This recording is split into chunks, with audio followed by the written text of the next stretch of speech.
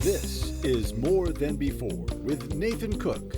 Hey everyone, welcome to the show. We have an amazing guest today. She is an incredibly successful entrepreneur. She went from employee to freelancer to CEO of a multi-million-dollar agency, which she is launching here in January, which is super exciting. She is a 17-year brand and marketing veteran. She's an expert in this area, and not only that, she's got a master's in business administration, certified in digital marketing, member of the American Marketing Association.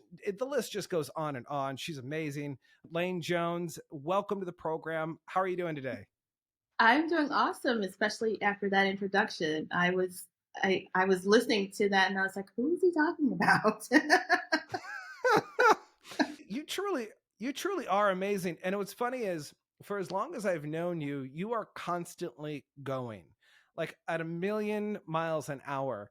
And it's funny because as we were just talking a couple minutes ago, I was telling you, this is the first time that I have seen you without a computer in front of you until I realized that you're literally sitting in front of a In computer. front of the computer. Yeah.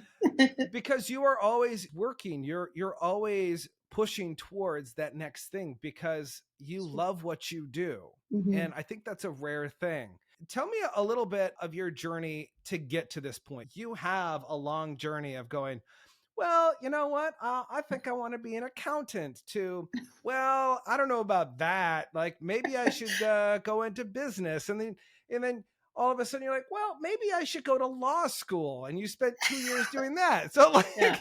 like Yeah. you have run the gambit of different things. And I would love for you to tell everyone, how in the world did you get to a place where you are just an absolutely fantastic marketer and branding expert? Yeah. Well, thanks for saying that, because when you say it like that, it does seem like I have been all over the place. But the truth is, it took all that to get to where I am, to get to be that 17-year marketing and branding veteran, like you said, because what I did was I went to undergrad and decided to major in accounting. The only reason I picked that major is because I was good at math. That's the only reason. So I didn't know any accountants in my family. I didn't have anyone saying, "Oh, you can make a lot of money as an accountant." I just did what I thought was easy. I thought I have to do these 4 years because my mom kicked all of her kids out of her house when we got 18. We had to either go to college or the military. We were not staying in her house. So I had to go to college. And then I figured, well, since I got to go to college, let me pick something that's easy. And I was good at numbers. So I picked accounting. And the thing is, I actually did like accounting. So what I did was my first job that I applied for after undergrad was at a bank. And I was working in an investment. And inside the investment bank, I started out as administrative assistant, and they moved me over to they call it the sales assistant desk. Basically, we were the internal, um, we did all the internal trades for all the stockbrokers who were out in the field for the bank. So then I started loving, what I was doing with making those trades and understanding like what we had to do before when the market opened and what we had to do when the market closed. So that became interesting. So I thought I'm going to go to law school and do investment banking and do securities. Well, I did 2 years of law school and I hated it. Hated torts. I hated writing all the stupid cases. I hated it. Like it was so brutal. I had to go to the dean twice and ask her to change my grade from a C minus to a C just so I can keep my financial aid. Like that's how much I hated it. And so I ended up. Well, at least the dean was willing to listen to you, because I'm pretty sure in college when my professor called me in and she said, "Are you sure this is a good idea that you should be taking all of these science courses? Maybe you Yeah. should rethink your major." Yeah. See? So you've been Yeah, there. Yeah. But see, yeah, it's like by really the time positive experience, right? yeah.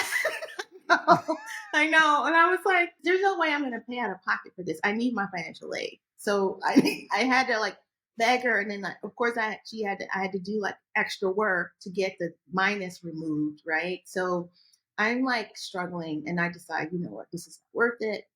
Let me just transfer these credits and get an MBA. That way I don't have to lose a whole lot of credits and I can salvage some of this. Because even though I didn't actually stick with the accounting route, I still am good at numbers. That's what ended up happening. I ended up getting my MBA kind of so that I, by default, so I wouldn't waste all the credits in law school. So I'm like stumbling my way into what is going to work here. And so what ended up happening after law school was I started looking for different opportunities in business. And there was an opening at a Sylvan Learning Center in Durham, North Carolina, was hiring, and she just needed someone to kind of run the day-to-day operations when she was not there in the mornings, and then do all the intake for all the new parents bringing their kids. And Sylvan Learning Center, for those of you who don't know, is a program where you can bring your kids after school and they get extra help with reading and math. And so I helped run the learning center with the director, who was my direct supervisor, was the owner of the center. So she was actually grooming me to take on to help bring in more customers. And so I started having to learn how to do marketing as well as focus on the bottom line, because why does she need more customers? Well, she needs to be able to pay me, and she needs to pay herself, and she needs to keep the lights on. So we had to get good at communicating with parents and telling them why Sylvan Learning Center was a good thing for them to do for after school. And so I had to get creative with messaging, and she had the early stages of back then we didn't really do email listing, we had phones. So I had to make phone calls and do cold calls. So I had to get good at selling and marketing, and just to get us new parents into the system. And then at the time, I was a member of a church. It was a small church at that time, but we were growing really quickly. So I started getting real smart and talking to the parents at my church, because I was helping run the children's ministry. And I would tell the parents, hey, you know this thing called Sylvan Learning Center? It seems like your kid would be great, in a reading program or math program. You should check it out. And so I started networking during the children's church time and getting parents to come over to Sylvan Learning Center. And so that was also helping, grow the business. And so that became like my kind of like intro into how do I take all this business experience that I had and actually make it work for me, because I'm not clearly not an accountant. I didn't want to do that. And I definitely didn't want to do securities law. So it was starting to work. And then what happened was, because I was so involved with the children's ministry, the church was getting ready to hire, and they needed an executive assistant. So I went to the children's pastor and I said, I'm thinking this, I'm about applying to this. And she looked at me and she said, you should apply for that, because she knew what the job was. So she was like, oh my God, you'd be so good, because I was already volunteering in children's ministry and helping her with the running of that. So she knew my skills and she could vouch for Mm. me. So I did. I applied, and sure enough, I got the role. But what they actually needed, more than an administrative assistant, was they needed someone to run the business of the church, that didn't have to do with the tithes and offerings. So, like the bookstore, we were on television. They wanted to grow the television ministry from being on local networks to being on a national network. And so I got heavily involved with like the business and the operations side of the church. Within a year, I had taught myself graphic design, because we didn't have a graphic designer that we wanted to pay. I had taken the church's themes, and we went from vinyl banners that I complained about miserably. It's like, why do we have these vinyl banners? We're supposed to be like this fancy church. And then the pastor was like, don't bring me a problem, bring me a solution. So the people who complained had to do something about it. So I had to go figure out how to get nicer banners and nicer looking things. And sure enough, that's why I taught myself graphic design, because I had to figure out how to make our stuff look better. So I designed our bulletins, and I designed the banners, I designed t-shirts, I designed the packaging for all the CDs we were selling. Like I just went on like a rampage of taking a theme for the year and applying it to everything we were doing. The whole reason for doing that was to get the church really excited about the theme. So every year I got better and better at doing these themes. And so 5 years later, we're on television 6 days a week. So I'm writing all the copy and the messaging inside of the broadcast program. I'm designing the graphics that go in the beginning and the end of the program. I've got people buying our messages from the program online, which was something new to the church back then. So I got really good at figuring out what customers need and then how to package it so they'll pay for it. That's like a simplified way of explaining how all of this, how my brain works, and then how I've been able to like take the being good at numbers and putting it with what my real gift was being creative. And so all of these roles that I took on just brought out more and more of my creativity. And that's how I was able to put it together for myself. I love that because I think so many people nowadays they start somewhere and Hmm. then they keep going on the beaten path and they keep going, they keep going, they keep going. And most times they're never willing to switch, right? You know, oh, Hmm. I'm gonna go to college. This is the degree I'm gonna get. I'm gonna get this job. I'm gonna work it, and then one day I'll be able to retire. Now, there are a lot of entrepreneurs out there now that are jumping from one thing to the next. So we have a little bit Yeah. of both. We have the people that Yeah. never give up on the Yeah. things that they maybe should give up, Yeah. but then we have other people who never commit long enough to actually Yeah. discover whether they're good at it. And so I'm Hmm. curious for you because it's interesting that this creativity piece really started to evolve in your life. As you look back on your life, do you see that creativity from childhood Oh, yeah. and being able to create and solve problems and those kinds of things? Yeah, and so I'm glad you said the last part of what you said, the problem solving, because I think it was we both know each other from Maxwell Leadership, which was John Maxwell team we both joined. But John Maxwell team had a speaker, and it was Carly Fiorina. And Carly Fiorina was a speaker one year, and she said leadership is problem solving. Well, I think the same thing about creativity. I think creativity is problem solving. And I Hmm. that is what I got good at. What I didn't know as a child was that creativity part of me was the appreciation for colors and patterns. I didn't know that until later on after I taught myself graphic design because I picked up on it really quickly, right? You don't just open up Photoshop one day that's in InDesign and you figure out within a week how to do the bulletin. You don't do that unless there's something in you innately that can pick up on that. And so I didn't realize until, further down the line with all of that, that my appreciation for colors and patterns was my creativity being expressed. That's where how my brain works. Because if you think about being good at numbers, numbers have to add up, and formulas have to make sense. That's exactly what the design does. The design has to look a Hmm. certain way to give you a certain feeling. There's a science to it, as well as a creativity to it. The way my brain works, I can be analytical, but also I can be really, really, really creative. And to be able to put the two together is where I shine. And that is rare, I found. But at the same time, when I realized what was happening, I just doubled down. Rather than me sticking with that one thing, I gave myself grace enough to learn the other side of it so that I could be good at both things. Because I think sometimes, to your point, some people stick to one thing only. It actually takes discipline to do this. They don't have the discipline to open up to another side of their world. And so because they lack the discipline or they think it's too hard or too much, they kind of shut it off.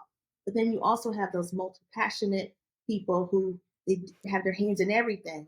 I think there also takes the discipline to not do that if you actually want to be successful in business and in life. But at the same time, you need to, it all has to come down to what gives you the most joy, and also how can you turn what gives you the most joy into something that would sustain you day to day. Some people don't need to make a whole lot of money to live their lifestyle.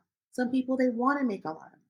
So how can you take what gives you the most joy and then allow yourself the that freedom of expression, but also the discipline that it takes to focus on it long enough to actually monetize it and turn it into something that can create and build a lifestyle for you that you're happy with. And so I had to figure out how my body and my brain operate, or I was going to keep being an accountant, or I was going to force my way through law school and be miserable. But I gave myself a grace to say, you know what, this isn't working for me. Try, even though it's hard, I'm going to try something else. And I'm going to give myself that grace to try. And I will say I cheated a little bit because my mom, my grandmother, and even my great grandmother have all been entrepreneurs.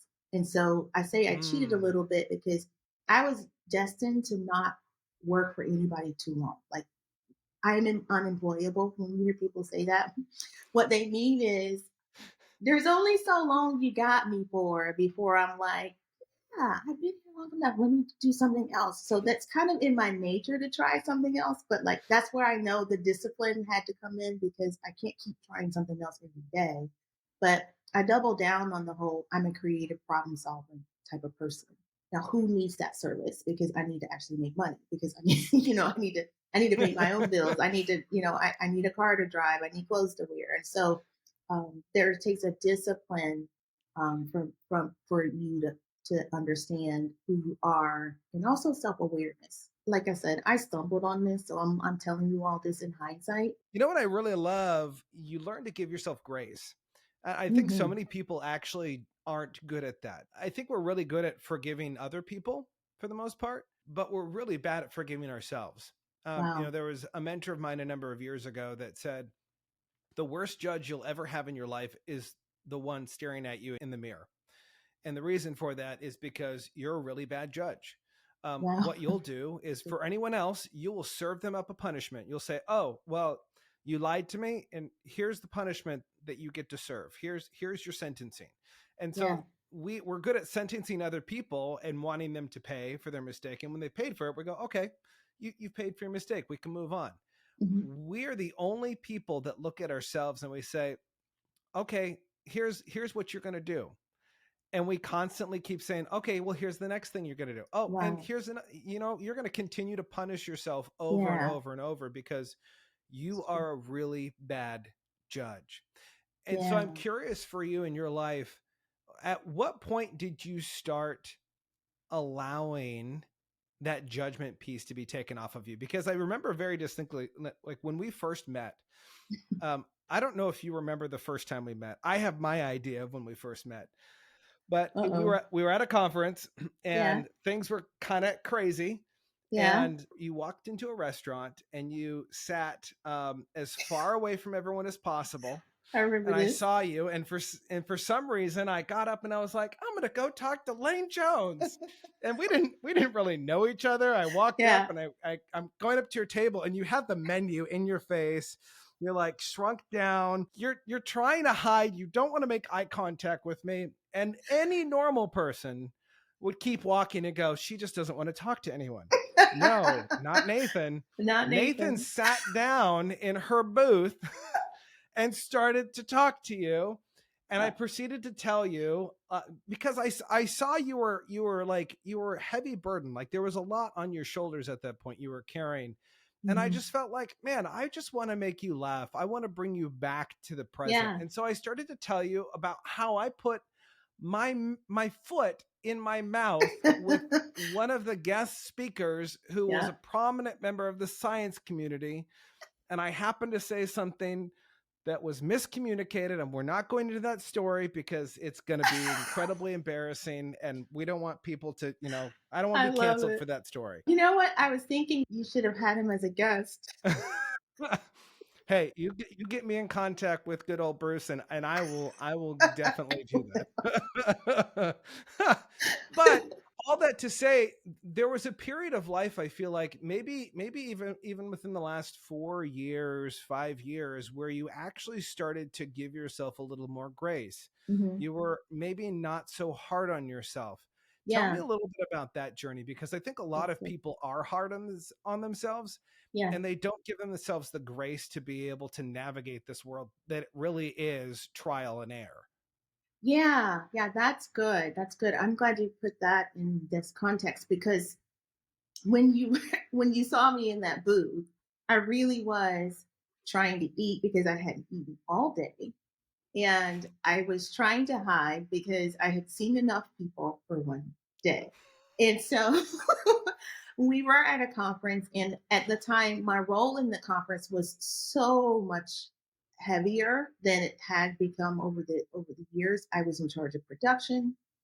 Before we even got to the event, I was in charge of all the graphics that had to be done. I was in charge of all of the scripting and making sure the PowerPoint slides were ready. So there was just a lot of work that happened before the conference. So by the time I got there, I didn't even want to be at the conference. I couldn't wait for it to be over. And then it was probably just day one by the time we saw. So I had to, eat, and I decided I wasn't going to eat in my room. I was going to go downstairs, but I was going to try to pretend that no one was there that knew me. And so you saw me, you did.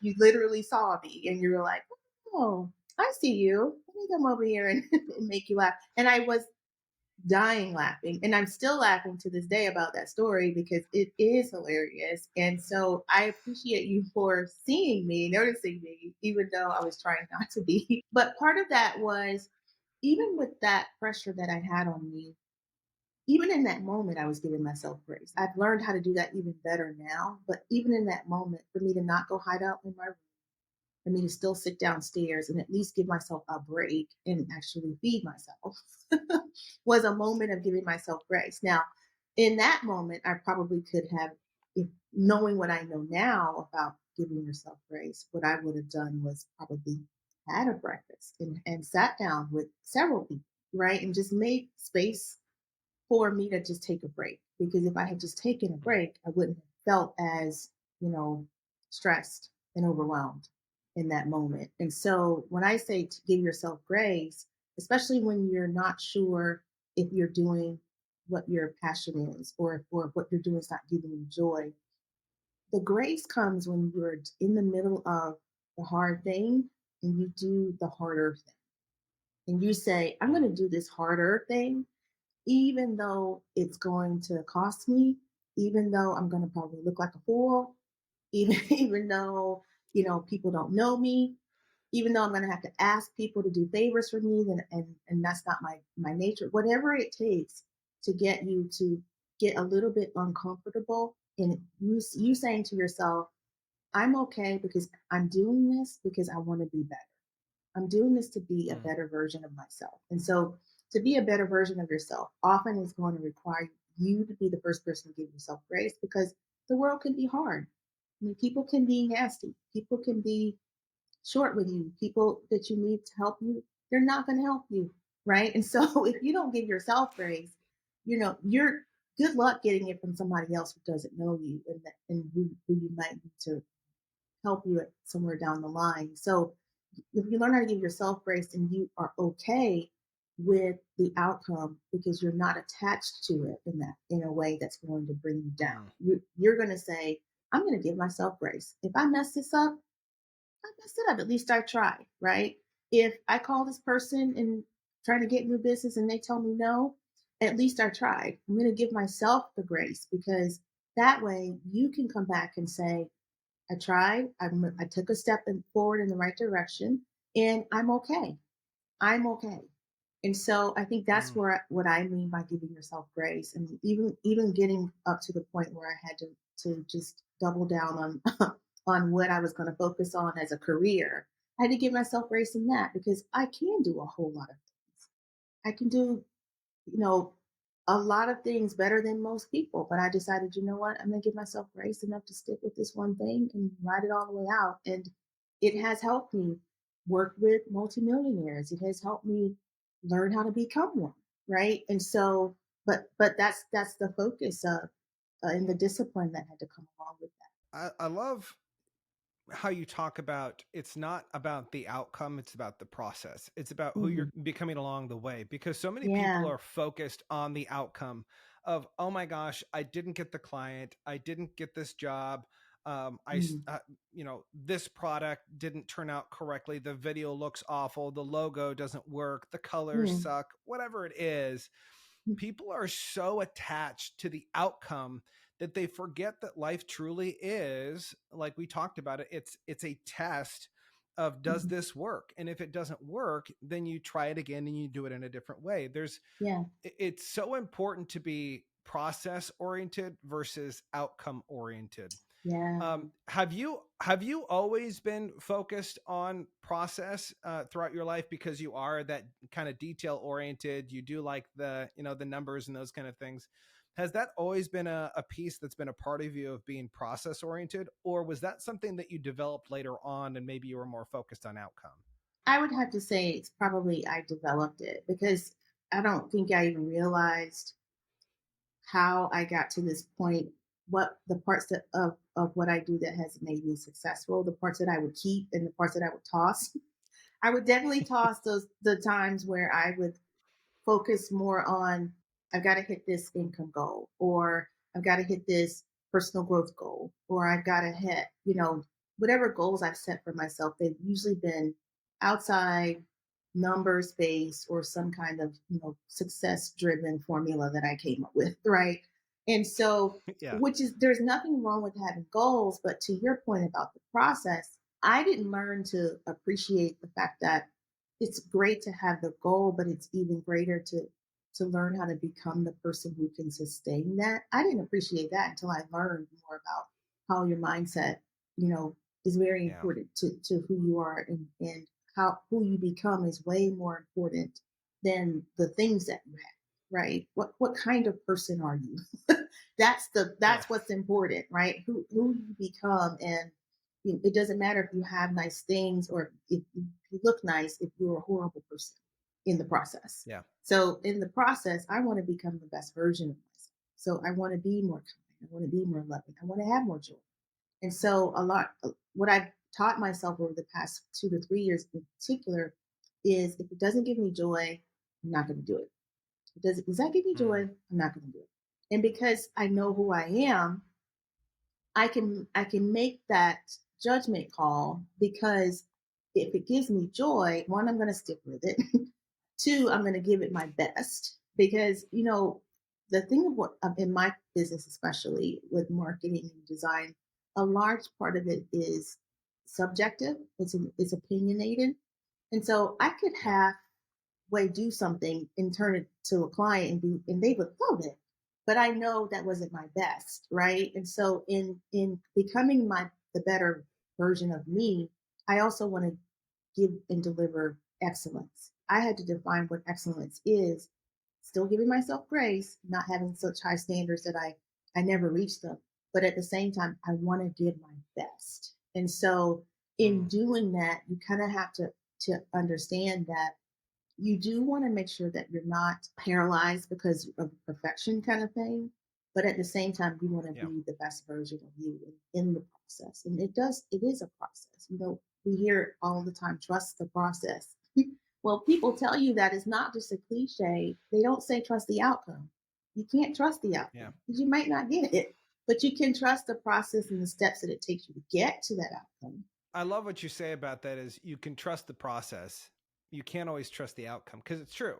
It's funny because, even though I wasn't, a math whiz like you were, I was, barely passing by the skin of my teeth when it came to math. So anyone that knew me could have told you that. But what even what little math I still remember to this day, I know that you cannot go to the result and go, well, I'm just going to fudge the numbers over here and the rest of the equation will be okay. it's No, it's not how that works, right? no, And yet so many of us, that's what we attack. We judge the result versus judging the process wow, and where in the process it could be improved and get better. wow. You talk about joy and not doing anything that doesn't give you joy, right? And there's sometimes we have to do things that suck. Yes. Or maybe that's just me more than other people, I don't know. But but I will say there is a difference between being joyful and doing something difficult Hmm. and doing something difficult that just absolutely does not feel like it's in alignment with you. You just finished half marathons so far this year, Yeah. and you're crazy because you have a couple more that are on the Yeah. docket for this year. I don't know why you want to torture yourself. I was a runner at one point, and everyone was Yeah. like, "You're going to get the runner's high," and I'd get like 5, 6 miles, and I'm like, "I'm not getting a high. I'm maybe hives. I'm like just Oh, not happy or excited about this." But there truly is a difference of understanding what is joyful, even though there's difficulty. Because some mhm. people would go, "This is difficult, so I'm not going to do it," versus I'm joyful doing this, even though it's difficult. How do Yeah. you differentiate the two? I think that's where we were talking about the process, right? And who you become as a result of going through a process. And you don't see joy immediately in the difficult thing, but on the other side of it, you're going to have that joy. That's why you're trying to go through something. You're trying to get from where you are to where you see somewhere that you could be. In that process, you learn to see the joy and get into the other side. And so it like the half marathons. The only reason I did the half marathons was because I had gone on this whole health and wellness journey, and I literally was 40 pounds overweight. You couldn't tell it because I wore clothes to kind of hide it and mask it, and because I'm kind of a short person and small frame, so I covered it up really well. But I was 40 pounds overweight. So when I shed that 40 pounds, I was determined I was not going to get that weight back on me again. And so when I released that weight and I got rid of it, I got into the whole running thing because what I was doing to keep it off was I would walk the park. And I would walk several miles, and then walking got boring. On the disc profile, accountants are more like C's, but I am more like an I. And so that creative part of me won when it came to walking because I was getting bored. So I was like, I gotta just try something else. So I just started jogging here and there. And then before I knew it, I was jogging longer and longer and longer. And it felt so good. And so I did the difficult thing because I never thought I'd be, but I did think that I could keep this weight off of me. And I found the joy in doing that and doing something that I could stick with. And so that's how I got into running. And then I challenged myself and actually signed up for the half marathon so that I wouldn't back out of it. You don't just show up and run 13 miles one day. You have to train for it. And so just to make sure that I kept running so that I would not be, in the ambulance falling out during the half Yeah. marathon. So I kept at it. So it was difficult getting started and figuring, telling my body stick with this for a few more miles. But the joy in it is I haven't put that weight back on.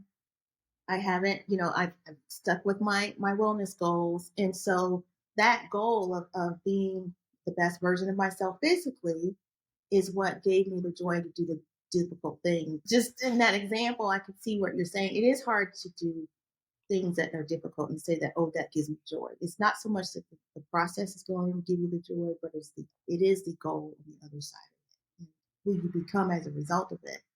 That gives you joy. I love that because it's true. The process isn't always the joyful piece. Mm-hmm. It does become joyful at one point in your journey, right? Like in the Yeah. running, when you first start, it is not joyful. It No. is hard work. It Yes. does not feel good. Yeah. Your body is physically crying with every single Yes. step. Like you can feel the tears Yes. rolling off of your arms. Oh my God. Yeah. But at a certain point, though, you start to look forward to it. Like Yeah. it's It's it's true. funny. Deep in fitness, I became an instructor earlier this year with this company and kind of doing some instruction stuff on the side. And um, Cool. it think about CrossFit under the water. So like you're carrying Oh. weights under the water, and it's like, oh well, don't you need air for that? And you're like, well, you get used to it, right? It's funny because there are times if I haven't gone for a week or two, Yeah. even getting in the car, I hate. Mm. I'm like, oh, I Mm-hmm. don't want to get in the car. I don't want to drive over there. I don't want to put a Yes. swimsuit on. I don't want to do this. I don't want to do that. And I just take every single step. I keep going through this Yeah. process that I've been doing for a year and a half. And all Mm-hmm. of a sudden I get done with it. I'm like, that was amazing. That was great. And my Yes. wife's like, what's wrong with you? Like, I told you that before you even left, just go and get it Yes. done. And I'm like, I don't want to do it. Right. The Yep. process isn't always fun. It's not always sexy, but the process is the thing that moves us closer to what it Yeah. is that we want in life. Right. Yes. It was interesting to me, like when you talk about that journey within weight, right? Because I Mhm. remember you coming back to an event and I looked at you, I was like, holy Toledo, Lane Jones, like what happened to you? Where'd you Yeah. go? Like Yeah. who stole you? Half of you is gone. Yeah. Yeah.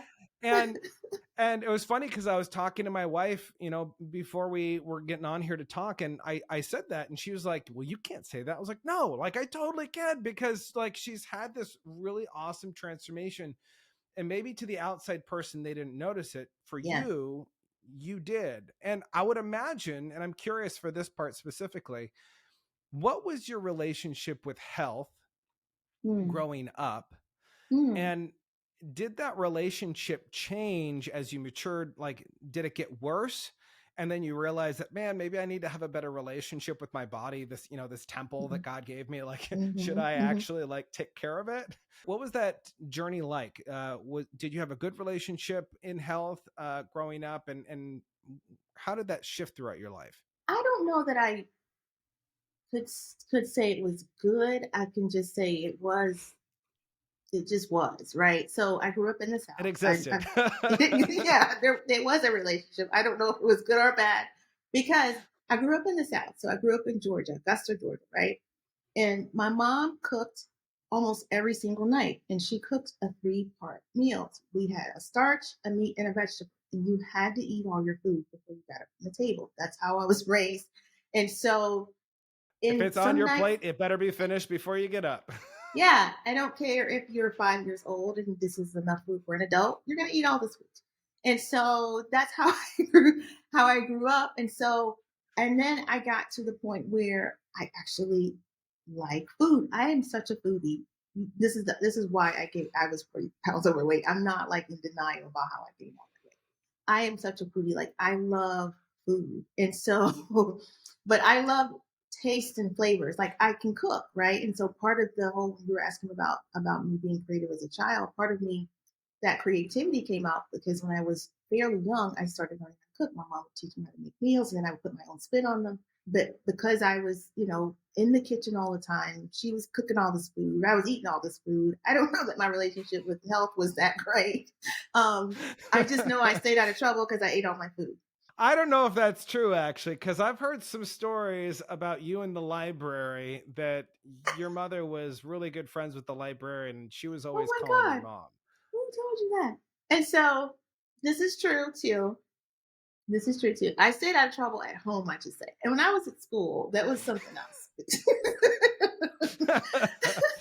That was something else. So yeah, I did have I did have, my mom had spies everywhere. We grew up in a small town and everybody knew everybody. And when they say it takes a village to raise a child, I think my village took it seriously because I could get in trouble by somebody in the grocery store who knew my family. I could get in trouble at school because all the teachers knew my mom.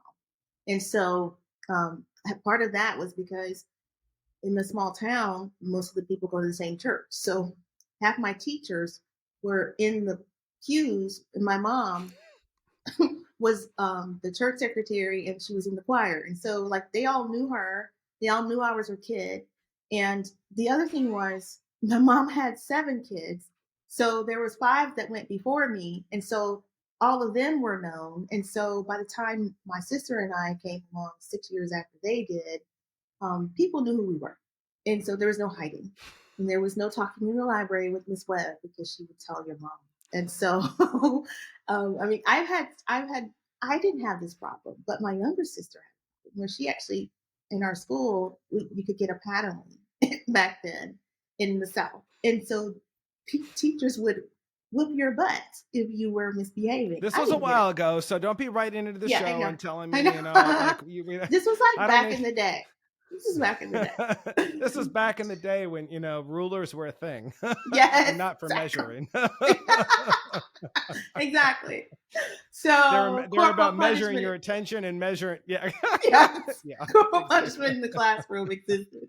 But that's the kind of like environment I grew up in. But when it came to health and wellness, I will say this: by the time I got to middle school, I was in any sport that would let me in. I ran track, basketball team, so I stayed pretty active. So I didn't Yeah. realize staying active, having such a very high metabolism, I needed to, like, my body was like needing that food and needing fuel. So, but when I left my mom's house, it was totally different because I wasn't in all those sports, right? But I'm still cooking. In fact, I taught all my roommates how to cook, so we had rotation. Like, this is how bad about how how much of a foodie I was. I was not going to starve. Okay, so there was always money for food. We would catch the bus to go to the grocery store, and we'd had our little grocery list, and then we'd come back, and I would teach everybody how to make food. And so it stuck with me through college. But here's the other thing. This is where it got bad. My mom also had a rule that we weren't going to eat dessert if we didn't know. And I think it was a ploy because she had so many kids to stretch dessert because not all of us got to eat dessert because not all of us would finish food. And so I hardly ever got to eat dessert because I was full from eating all that food. So when I went to college, though, I started like buying my own desserts. I was buying ice cream, I was buying cakes, I was buying donuts because I could eat this whenever I want. I don't have to finish my plate. And so I It's had freedom. this. You're an adult, right? I'm an adult. You kicked me out of your house, so I get to do it. So that stuck with me though, because to this day, Nathan, if we were to go to dinner, you, Willow, and I go out to dinner, I'm telling the while you're ordering your appetizer, I'm getting cake. I asked for the dessert menu. And it's no lie. Like you're sitting there eating like calamari or whatever, and I've got chocolate cake. And it's supposed to be like that. Like I'm convinced I'm supposed to have my dessert first. you And start I you start with dessert and then you move to the other stuff. Yeah, then the real food. Like the other day I had lunch with a colleague and he's like, "Oh, I want the chicken croissant sandwich and yada yada yada." And he's telling me how good it is, right?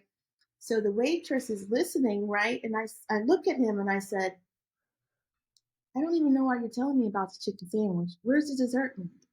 And he just bust out laughing because he knew, like he knows I eat dessert first. So why are you even telling me about chicken sandwich?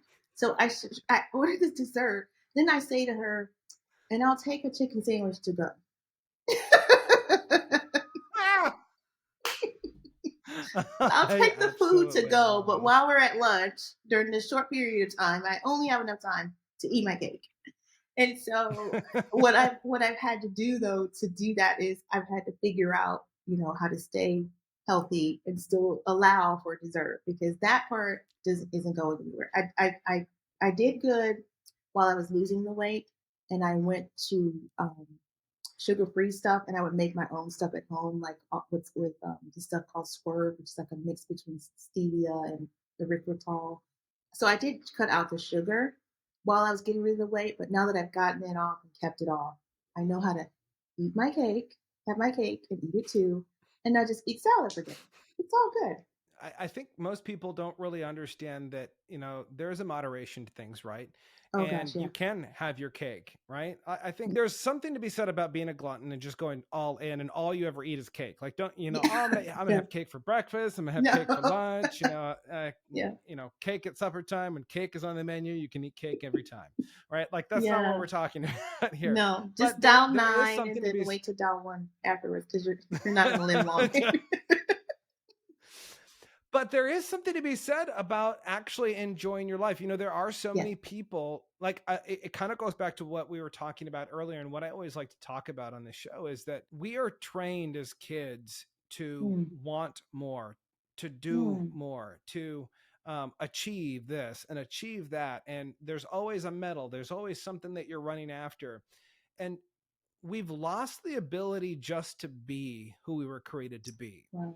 I truly think there's a period in our childhood where there are influences that start telling us like, hey, I know this is kind of who you are right now, but you need to grow up. You Mm, need to go put on your big girl shoes, your big boy shoes, and you need to go and do this. I'm not perfect at this, as a parent, because I want the best for my kids. I don't think anyone's ever going to set the standard that I want for my kids, right? So I'm right. setting it there for them. However, I also have to nurture who they are and nurture their personality. And so I'm curious for you, you are such a visionary. Like, having creativity is truly, you have to have the gift of vision. You have to be able to Mhm, see something in your head and be able to bring it out. And mhm, I would imagine, I love how you talked about the woman at your church who said, hey, you're really good at this thing. Like, you should do this. You should be mhm. hired for this job. I'm curious, maybe it was her, but I think maybe even earlier than that, who was the first person that had vision in your life to say, Lane, by golly gee, you are so darn creative. You need to do something creative. Who was the person that spoke creativity over your life? My mom always told me how smart I was and how gifted I was. In fact, she championed that in me, and it's what caused me to have aspiration and to believe in myself. But she never said it was my creativity. I think it wasn't until I had become an adult, probably was at that church, because that's when I started Mm. to express that part of myself. Up until that point, I was trying to match my degree to a job description, right? Because I was trying to make Yeah. sure that I was making some money after school. But it wasn't until I started getting into a role like that that I even knew how creative I was. Knew I was Mm. good at problem solving, but not expressing the creative side of me where I'm getting into the design aspects or I'm telling you what words to say, right? Because a part Yeah. of what I do in marketing, it has a lot to do with messaging and getting people to resonate with that. That takes a level of creativity, but also you have to think about, you have to think ahead to what people are thinking. You have to get into people's heads. So there is some science and psychology to that, but there's also emotion to that. And so you have to tap into people's emotions when you're talking about marketing and branding. So both branding and marketing are very much emotional things. If they're going to resonate with people, you got to tap into that side of them. So I think it probably was in that church setting that I started to express Mm. myself more creatively and was given an avenue and an opportunity to do it. It's interesting to me also, talking about this topic of identity. I know that you have a great relationship with God, and that that's like one of the cornerstone pieces of your Mhm. life. And I love that because, there's a lot of people that are out there that don't have a relationship with God. They have a relationship with an institution that they Mm, think is God. wow. And so I'm curious for you, was that always a relationship that you had in your life, or was that something that at one point in your life, like, oh man, I didn't realize that this guy actually wants to know who I am. Like he actually cares about me. He actually sees Yeah. gifts and talents in me, in terms of creativity and being a visionary and Mm. being able to speak life into people. Was that relationship always there, or did that develop with time? The awareness was always there, but the relationship didn't come until I was an adult.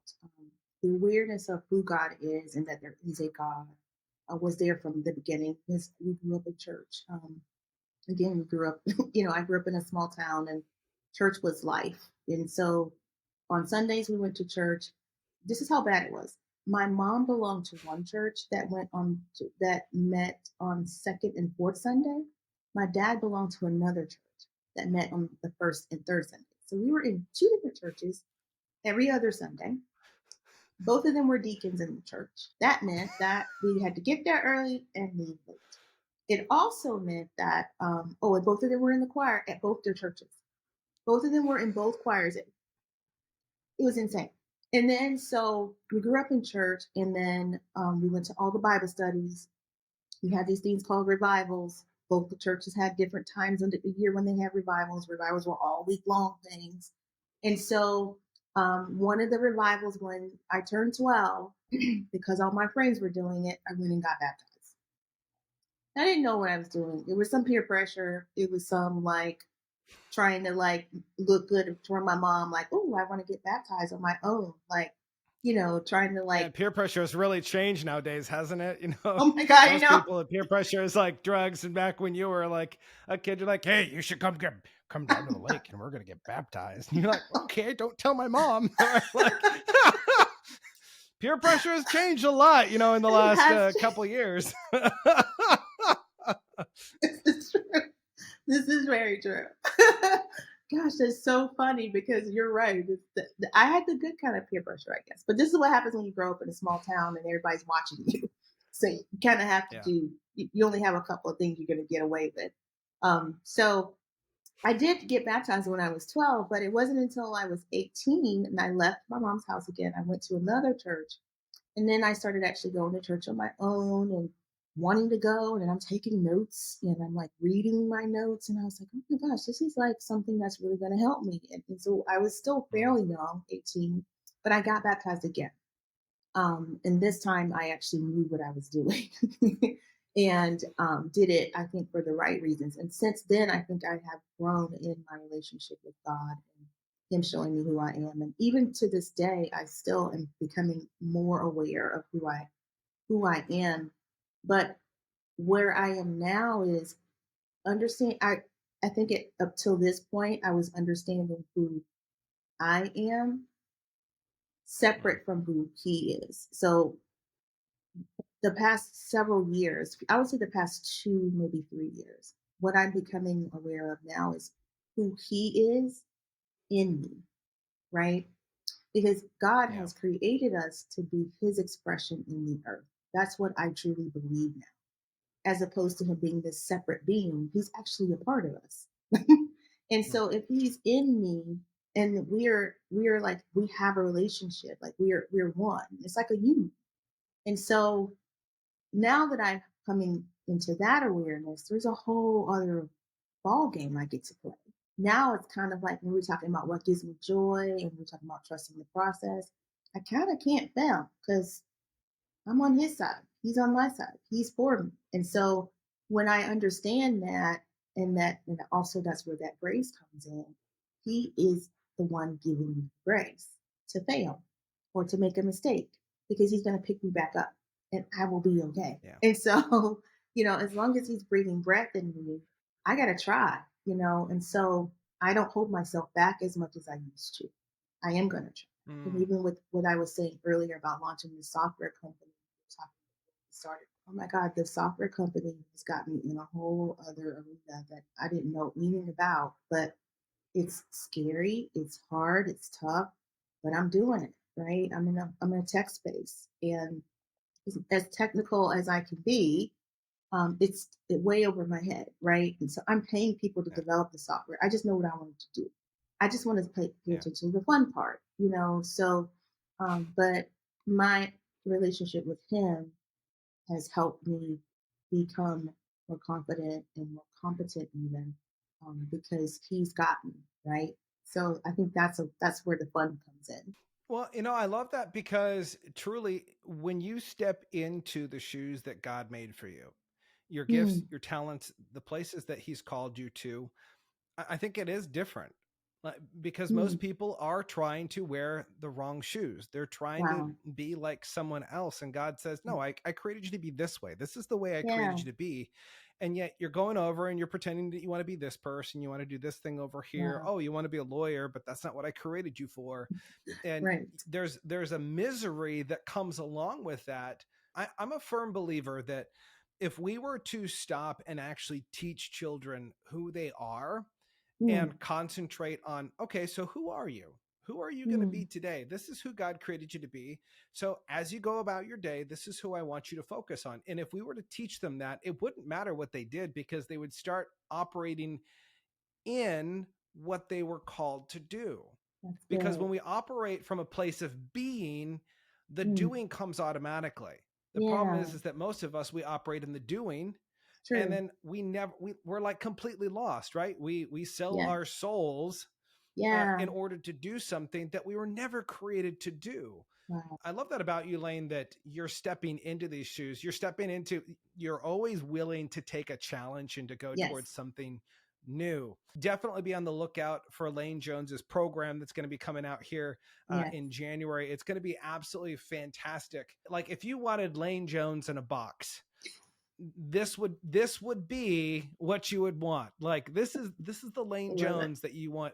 This is the only Lane Jones that you can purchase. So if you want to purchase a Lane Jones, go online, go to her I website, love and you're it. going to be able to find where you can get Elaine Jones. No, I love it. That's perfect. but this has been so much fun, Lane. Like I want to ask you one more question here, but before we do, I really do want to encourage everyone who's listening right now. Go check out Lane Jones.